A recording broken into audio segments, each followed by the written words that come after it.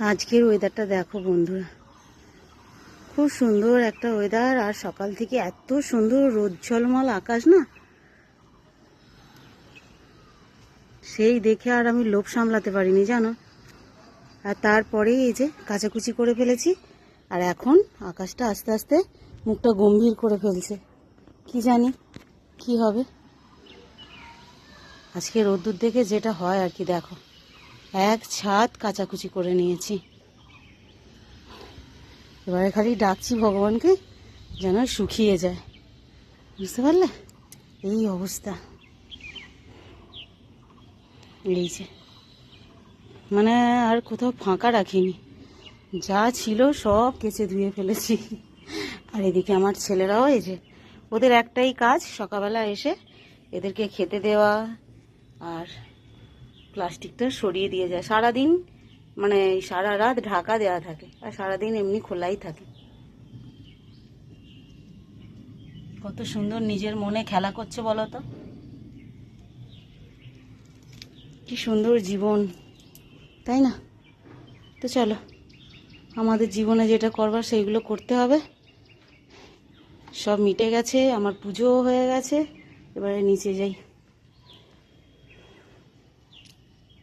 সেদিনকে কর্তামশাইয়ের সঙ্গে গিয়েছিলাম বাজারে, আর সেখানে একটা নতুনত্ব জিনিস দেখে আর লোক সামলাতে পারিনি জানো, নিয়ে চলে এসেছি। কর্তামশাই তো কিছুতেই কিনে দেবে না, না ওই সবজি খেতেই হবে না তোমাকে, তুমি বানাতেও পারো না। সত্যিই তাই, আমি বানাতেও পারি না, তার সত্ত্বেও কিনে নিয়ে এসেছি জানো, সেই বাচ্চাদের মতো একরকম বায়না করে। তো সেটা কি জানো, সেটা হচ্ছে কচুর লতি। আমার মাকেও কোনোদিন বানাতে দেখিনি বা আমরা খাইনি, আর আমার শাশুড়ি মাকেও কোনোদিন বানাতে দেখিনি আর খাইনি। তার জন্যই আমার কর্তামশাইয়ের একদম অমত, আর আমি নাছর বান্দা, কিনে দিতেই হবে এরকম বলে কিনে নিয়েছি। অল্প করে একটু নিয়েছি, কেটে এইটুকু হয়েছে। তো আজকে বানাবো, তাই একটুখানি ইউটিউব ঘুরে এলাম যে কীরকম করে বানাচ্ছে। তো আজকে চেষ্টা করে দেখি পারি নাকি। আর আমার বর তো বলেই দিয়েছে আমার পাতে দেবে না, ও গলা চুলকাবে। এই ভয়ে না কচু শাকও খায় না, কিন্তু আমাদের কচু শাকটা রান্না হয়, আমার মাও করতো কচু শাক, অনেকবার খেয়েছি, কিন্তু এইটা আমি প্রথম বানাবো। কী করে বানাবো সেই চিন্তাতেই মাথা খারাপ হয়ে যাচ্ছে জানো।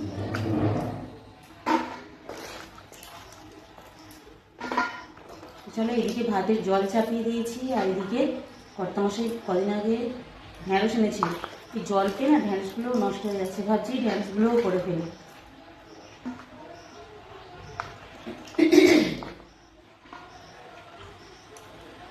আর আজকে লাউ দিয়ে মাছের ঝোল বানাবো, এরকম সব চিন্তা ভাবনা করা হয়েছে, দেখা যাক এটা কী হয়।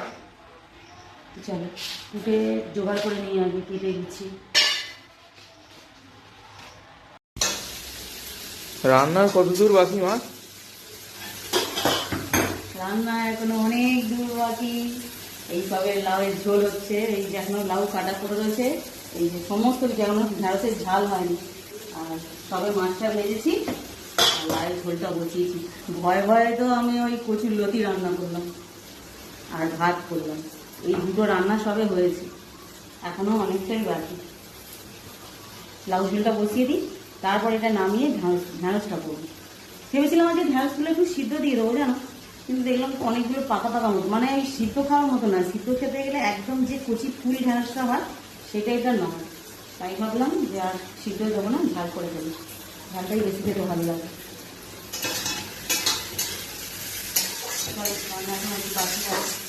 করে নিই চটপট। চলো বন্ধুরা, খাওয়া দাওয়া করতে বসে পড়েছি। আর আজকে কী কী রান্না করলাম তোমাদের একবার দেখিয়ে দিই। আজকে এই যে প্রথমেই হচ্ছে মাছ দিয়ে আলু আর হচ্ছে লাউ দিয়ে একটা ঝোল ঝোল মাখমাখা তরকারি বানিয়েছি, যেহেতু ডাল বানাইনি আজকে, তার জন্য এরকম মাছের তরকারি বানিয়েছি।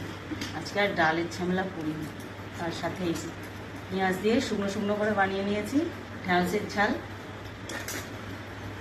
আর এইটা হচ্ছে আমি যে বললাম ইউটিউব দেখে করেছি বা ভয়ে ভয়ে বানিয়েছি, এটা হচ্ছে কচুর লতি, চিংড়ি মাছ দিয়ে বানিয়েছি। দেখা যাক আজকে খেয়ে কেমন হয়। আমার ছেলেদের আর আমার কর্তামশাইয়ের নাম মানে কচুলতির নাম শুনেই ওদের নাকি গালের ভেতরে চুলকানি আরম্ভ হয়ে গেছে। তো খাবে কি করে? তো চলো, আর বের করে খাই।